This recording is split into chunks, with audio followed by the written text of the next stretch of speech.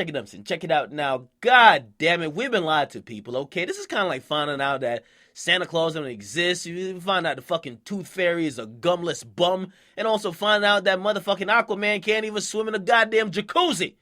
But we're finding out that the whole streaming game and even record labels, they're all like scamming and finessing the listeners to think something that's not going on.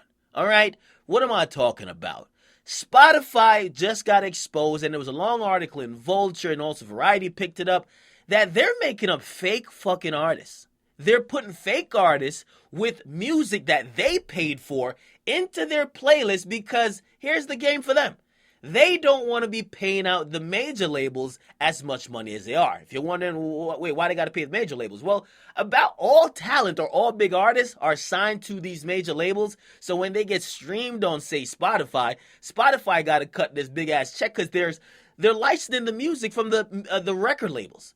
So if there was no record label that they had to license the music from and they were licensing it basically themselves, they get to keep the fucking money.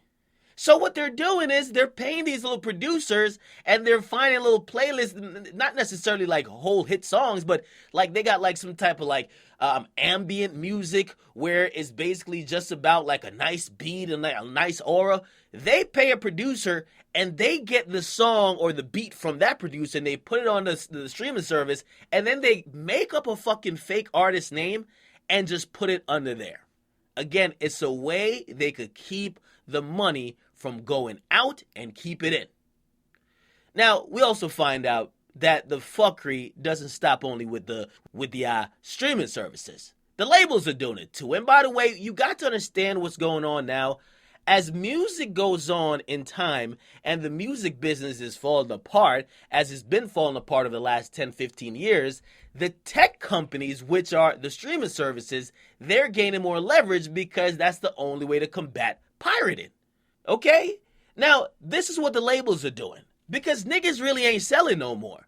The labels, along with the RIAA and Nielsen to some extent, which is the one who actually tells us what the record sales are, they kind of making up some stats as well, all right? And they're using some type of loopholes to make shit really seem bigger than it is. What am I talking about? Now, there's two things that is very big. One, a nigga could put out a single a year ago, but if he includes it on his album dropping tomorrow, all the sales count for tomorrow, even though it came out a year ago. And what am I talking about? Because a single is counted as an album sold every 10 times that one single is sold. So just think about, I don't know, EXO Tour Life by Uzi. Every 10 times that single is bought, when he puts it on his album, it's going to count as one motherfucking album. So if he has that single out months before, right, he's racking up sales before the first week. However, when we see it in the first week and we're astonished. One of the biggest examples is Drake putting on Hotline Bling as a bonus track. Hotline Bling was basically a #1 song, was so goddamn lit. When he put it on Views, that shit went platinum first week. Instantly. Now, that's not the only way, right? Because there's another way they're kind of gaming the system. Now, since most people are streaming more than they're selling, for example, if we look at like Playboi Carti, he sold like 10,000 first week. Or actually, let's talk about 21 Savage. He sold like 10 to 15,000 in physical copies first week. And then if you look at his streams was the rest, which was like 40,000.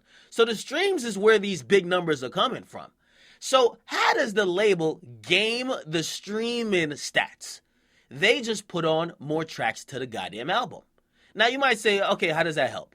Right? Well, if 1,500 streams of a song on an album is counted as an album sale, right? If you only have, say, 10 songs in an album, you gotta imagine people gotta stream that album all throughout 150 times, right? However, if you got, say, 20, 30, 40 songs on your goddamn album, you have now reduced that 150 times they would have to play your album throughout to basically less than almost like 40.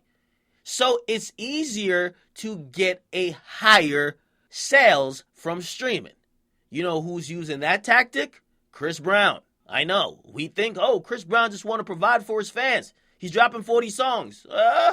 he probably does love Team Breezy, but he definitely wants to game the stats a little bit, okay? He wants that big first week. He puts 40 tracks on a goddamn album, and when he has 40 tracks, it means he's going to do well streaming, because once you stream, like, all 40 songs, you basically stream, like, 4 regular albums. Now, people are calling out Spotify, they're calling out the record labels, but we're basically in a game now where everyone's doing this just to survive. If you're wondering why the labels are gaming the stats to make their artists look like they're doing well, if you realize when an artist flops, it kind of resonates among fans internally. That nigga's finished. He's done. We don't need to pay attention to him anymore. He's finished.